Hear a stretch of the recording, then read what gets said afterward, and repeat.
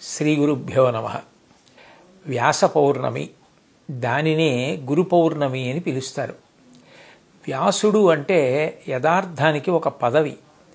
వ్యాసుడిగా వచ్చి ఆ పదవిలో కూర్చునే వ్యక్తి సాక్షాత్ నారాయణుడే. అందుకే వ్యాసో నారాయణ స్వయం అంటారు. వ్యాస పదవిలోకి వచ్చి కూర్చునేటటువంటి నారాయణుడు ప్రతి యుగంలో ఆయా వ్యక్తుల యొక్క ఆయుర్దాయాన్ని దృష్టిలో పెట్టుకొని వేద విభాగం చేస్తూ ఉంటాడు. కలియుగంలో ఎంతో గొప్పగా జీవిస్తే 100 సంవత్సరములు ఆయుర్దాయం. ఆ 100 సంవత్సరములలో కూడా జ్ఞాపక శక్తి ఉండేది, శరీర పటుత్వం ఉండేది తక్కువ. అందుకే మనిషి ఆయుర్దాయాన్ని దృష్టిలో పెట్టుకుని ధర్మానికి ప్రమాణమైనటువంటి వేదం చదువుకోవడానికి వీలుగా వేదాన్ని 4గా విభాగం చేసినవాడు వ్యాసుడు. అనంతమైన వేదరాశిని ఋగ్వేదము, యజుర్వేదము, సామవేదము, అథర్వవేదము అని 4గా విభాగం చేసి పరంపరాగతంగా వేదం ప్రచారం పొందడం కోసమని ఋగ్వేదాన్ని పైలునికి ఇచ్చాడు, యజుర్వేదాన్ని వైశంపాయనుడికి ఇచ్చాడు, సామవేదాన్ని జైవినికి ఇచ్చాడు, అథర్వవేదాన్ని సుమంతునికి ఇచ్చాడు. 18 పురాణములు రచన చేశాడు. వేదం అందరూ చదువుకోగలుగుతారు, చదువుకోలేకపోతారు. పౌరాణిక వాంగ్మయం అయితే ధర్మాన్ని అనుష్ఠించిన వాళ్ళు ఎంత ఉత్తమగతులు పొందారో భూతద్దంలో పెట్టి కథల రూపంలో చూపిస్తుంది. కాబట్టి అవగతం చేసుకోవడం తేలికవుతుందన్న ఉద్దేశ్యంతో 18 పురాణములను వ్యాస భగవానుడే ఇచ్చాడు. కాబట్టి ఆ 18 పురాణములు ప్రచారం చేయడం కోసం రోమహర్షణుడికి ఇచ్చాడు. ఇంతటి మహోపకారం చేసినటువంటి వాడు వ్యాస భగవానుడు. అందరూ వేదాంతర్గతమైన ధర్మాన్ని చదువుకోగలుగుతారు, చదువుకోలేకపోతారు, తెలుసుకోగలుగుతారు, తెలుసుకోలేకపోతారు. మనిషి మాత్రమే ధర్మాన్ని అనుష్ఠించగలడు. అటువంటి ధర్మం తెలియకపోతే మనిషి తరించే అవకాశం లేదు. అందుకే మళ్ళీ అందరూ చదువుకోవడానికి వీలుగా 5వ వేదంగా మహాభారతాన్ని రచించి ఇచ్చాడు. అందుకే ఈ వ్యాస పౌర్ణిమ నాడు వ్యాస భగవానుణ్ణి మనసులో స్మరించి అందరూ కూడా ఆయన చేసిన మహోపకారానికి తిరిగి ప్రత్యుపకారం చెయ్యగలిగిన వాళ్ళం కాదు. కాబట్టి ఆయనని గురువుగా నమస్కారం చేస్తారు. అందుకని ఆ తిథికి వ్యాస పౌర్ణమి, వ్యాసుడు ఆవిర్భవించినటువంటి దినంగా ఆయనకి నమస్కారం చేస్తారు. నమోస్తుతే వ్యాస విశాల బుద్ధే పుల్లారవిందాయత పత్రనేత్ర ఏనత్వయా భరతతైలపూర్ణ ప్రజ్వాలితో జ్ఞానమయ ప్రదీప. సర్వసాధారణంగా ఈ శ్లోకాన్ని చెప్తూ ఉంటారు. ఓ వ్యాస భగవానుడా, నువ్వు అపారమైన కారుణ్యంతో మేమందరం తరించడానికి, అనుష్ఠించడానికి అనువైన ధర్మాన్ని తెలుసుకోలేమేమోనని వేద విభాగం చేసి ఇవ్వడమే కాకుండా 5వ వేదమైన భారతాన్ని మాకు అందించి ఇచ్చి జ్ఞాన జ్యోతిని వెలిగించావు. అటువంటి నీకు మేమందరం కూడా నమస్కరించుతున్నాము అని చెప్తారు.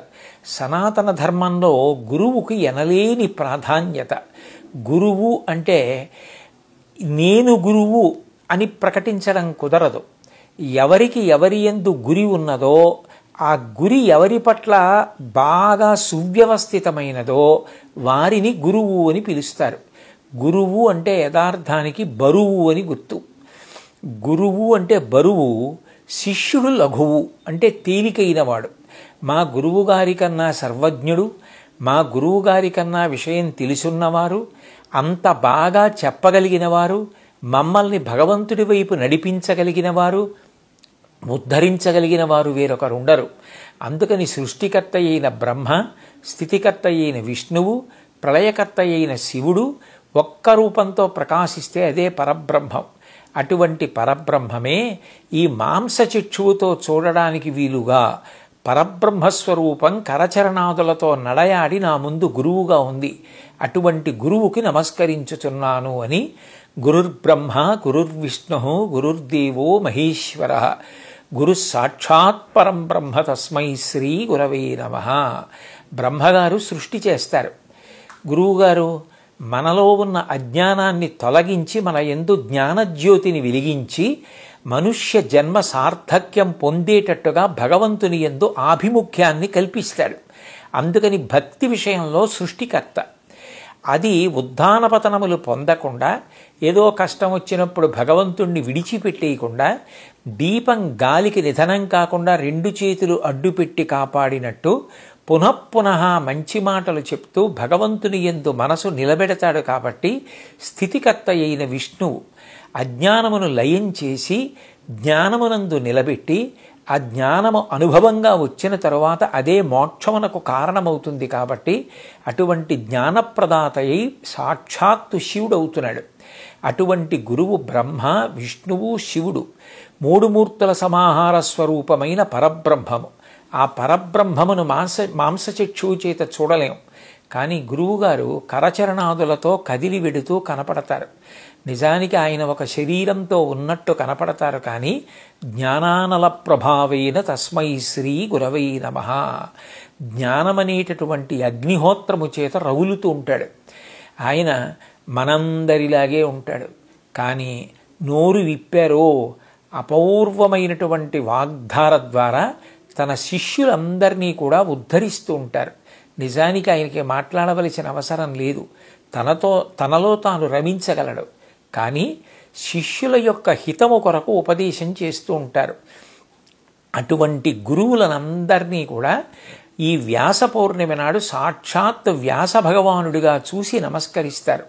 మనకి ఈ సంప్రదాయం నేర్పింది కూడా భగవంతుడే. సనాతన ధర్మంలో విచిత్రం ఏమిటంటే గురువు లేకుండా అసలు పరమేశ్వరుడు తెలిసే అవకాశం లేదు.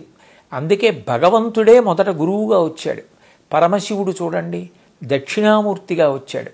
మౌనవ్యాఖ్యా ప్రకటిత పరబ్రహ్మతత్వం యువానం వర్షిష్టాంతే వసదృషిగణై ఆవృతం బ్రహ్మనిష్టై అని చుట్టూ శిష్యులు కూర్చునుంటే ఆయన మౌనవ్యాఖ్య చిన్ముద్ర పట్టి ఆ వటవృక్షం కింద కూర్చుని శిష్యుల్ని ఉద్ధరించాడు. అలాగే కృష్ణ పరమాత్మ కృష్ణం వందే జగద్గురుం. రాముడు వైదేహీ సహితం సురద్రుమతలే హైమే మహామండపే మధ్యే పుష్పకమాసనే మణిమయే వీరాసనే సుస్థితం అగ్రే వాచయతి ప్రభంజనసుతే తత్వం మునిభ్య పరం వ్యాఖ్యాంతం భరతాదిభి పరివృతం రామం భజే శ్యామలం. వీరాసనంలో కూర్చుని తత్వముద్ర పట్టి తనని ఆశ్రయించిన వాళ్ళకి జ్ఞానబోధ చేస్తూ ఉంటాడు. రాముడు గురువు, అమ్మవారు సాక్షాత్తు గురుమండల రూపిణి, అమ్మవారు గురుస్వరూపం. విశేషం ఏమిటంటే మొట్టమొదట లోకంలో గురువుగా వచ్చినవాడు భగవంతుడే. అంత గొప్ప గురువుని ఎలా ఆశ్రయించి ఆయనని సేవించి తరించాలో నేర్పడానికి మళ్ళీ శిష్యుడిగా వచ్చినవాడు భగవంతుడే.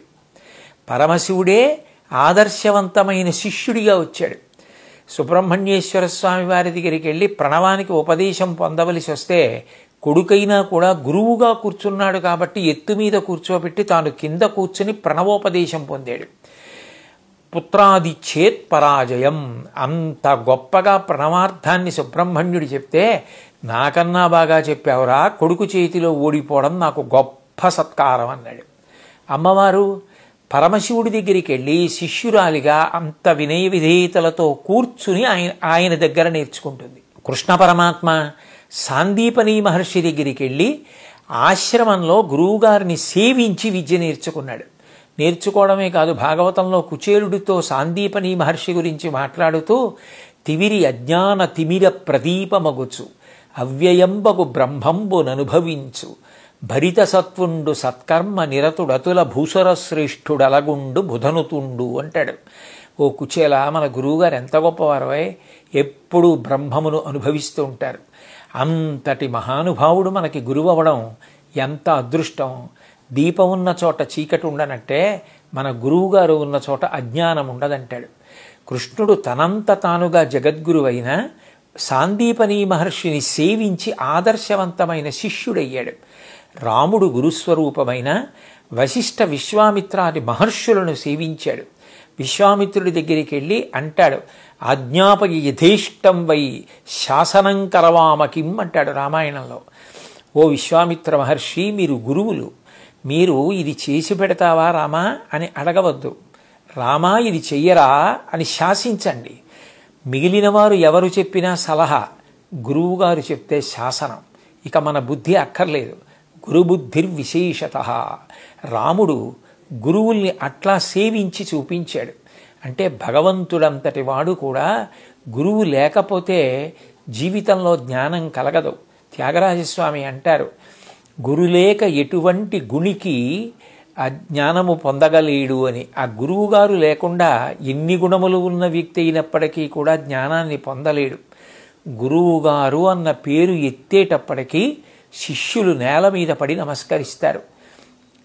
గురువు అంటే లౌకికమైన విషయాలు వాటి మీద కన్నా ఎప్పుడు శిష్యుల్ని ఎలా ఉద్ధరించాలి, ఎలా మంచి మాటలు చెప్పాలి, ఇన్ని మంచి మాటలు చెప్పి వాళ్ళని సన్మార్గం వైపు ప్రవర్తింపతెయ్యాలన్న ఆర్తిని పొంది ఉండడం, మనసులో దేని యందు అనురక్తి లేకుండా నిత్యతృప్తుడై ఎప్పుడు భగవంతుని యందు రమించగలిగినటువంటి గుణం కలిగి ఉండడం. యోగరతో వా భోగరతో వా సంగరతో వా సంగవిహీన యస్యద్బ్రహ్మణి రమతే చిత్తం నందతి నందతి నందత్యైవ అంటారు. నిజానికి యావత్ ప్రపంచంలో భారతదేశానికి ఇంత గౌరవం దేని వలన వచ్చింది అంటే గురువులను గౌరవించడం, గురువుల పట్ల అంత మర్యాద చూపించడం ఈ దేశం యొక్క గొప్పతనం.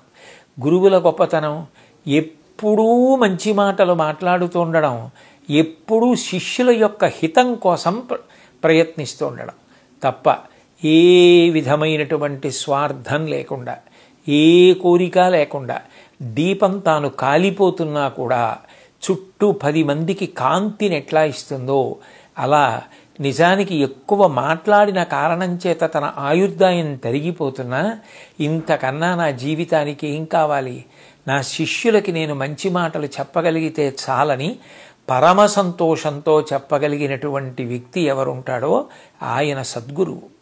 ఆవు చూడండి, ఎక్కడెక్కడో పుట్టల మీదకెక్కి గడ్డి తింటుంది, ఎక్కడో ఎవరికీ అక్కర్లేకుండా ప్రవహించేటటువంటి ప్రవాహం దగ్గరికి వెళ్ళి నీరు తాగుతుంది, వచ్చి కూర్చుని నెవరవేస్తుంది, చక్కటి పాలు తయారు చేస్తుంది. తన దూడ వచ్చి పొదుగులో మూతి పెట్టి శిరములను చప్పరించి గుద్దేటప్పటికీ పాలు విడిచిపెడుతుంది. ఇక వెనక్కి తీయడం చేత కాదు. గురువు కూడా అంతే. ఎక్కడెక్కడో కష్టపడి గ్రంథాలు చదివి గురువుల్ని సేవించి అనుష్ఠానం చేసి ఈశ్వరానుగ్రహంగా జ్ఞానాన్ని సంపాదించుకొని నిరంతరం భగవంతుని యందు రమిస్తూ లోపల భగవంతుని గుణములు ఇక పట్టక నిండిపోయిన బిందెలోంచి నీళ్లు కారిపోయినట్టు శిష్యులు వచ్చి గురువుగారు మాకిది చెప్పండి అని అడిగేటప్పటికి చెప్పకుండా ఉండలేక బిందెలోంచి నీరు కారిపోయినట్టు లోపల భగవంతుని గుణములు పట్టక వాక్కుల రూపంలో ఎవరి నోటి నుండి ప్రవహిస్తున్నాయో ఆయన భగవంతుని యందు మనసున్నటువంటి గొప్ప గురువు. అటువంటి గురువుల వలన ఈ దేశానికి ఎనలేని ఖ్యాతి వచ్చింది. అటువంటి మహాత్ముల పేరు ఇప్పటికీ యావత్ ప్రపంచము స్మరిస్తూ ఉంటుంది. భారతదేశం అంటేనే గురువుల యొక్క వైభవం. అందుకని మనకి ఎవరి యందు గురి ఉందో, ఎవరు మన జీవితాల్ని ఉద్ధరిస్తున్నారో, ఎవరు మంచి మాటలు చెప్పి మనని భగవంతుని వైపుకి నడిపిస్తున్నారో అటువంటి గురువులందరి యందు వ్యాస భగవానుణ్ణి చూసి నమస్కరించడం. ఇవాళ వ్యాసుడికి ప్రత్యేకంగా గురుమండపం వేసి ఆరాధన చేస్తారు. బియ్యంతో మంటపం వేసి నిమ్మకాయలలోకి గురువుల్ని ఆవాహన చేసి మంటపం వేసి నమస్కరిస్తారు. అందరూ కూడా గురుమంటపం దగ్గరికి వెళ్ళి ప్రదక్షిణం చేసి నమస్కారం చేస్తారు. అంత గొప్ప రోజు. సనాతన ధర్మానికి అంతటికీ కూడా ఆయువు పట్టు ఈ గురువుని సేవించడం అన్నది. అటువంటి గురువులను సేవించి నమస్కరించి మనందరం కూడా ఈ దేశంలో పుట్టినందుకు ఆ సంస్కృతి వారసత్వంతో చక్కగా గురువుల అనుగ్రహంతో జీవిత ప్రయోజనాన్ని నెరవేర్చుకుందాం. భగవంతుడు మనకి అట్లా గురువుల యొక్క పాదపద్మముల యందు నిరతిశయ భక్తిని కటాక్షించుగాక అని భగవంతుణ్ణి గురుమండలిని ప్రార్థన చేద్దాం. ఈ సందర్భంగా నేను భక్తి టీవీకి సంబంధించిన అశేషమైన శ్రోతలకు, ప్రేక్షకులకు ఈ గురు పౌర్ణమి, వ్యాస పౌర్ణమి సందర్భంగా నా హృదయపూర్వకమైనటువంటి నమస్కారాలు, అభినందనలు తెలియచేస్తున్నాను. స్వస్తి.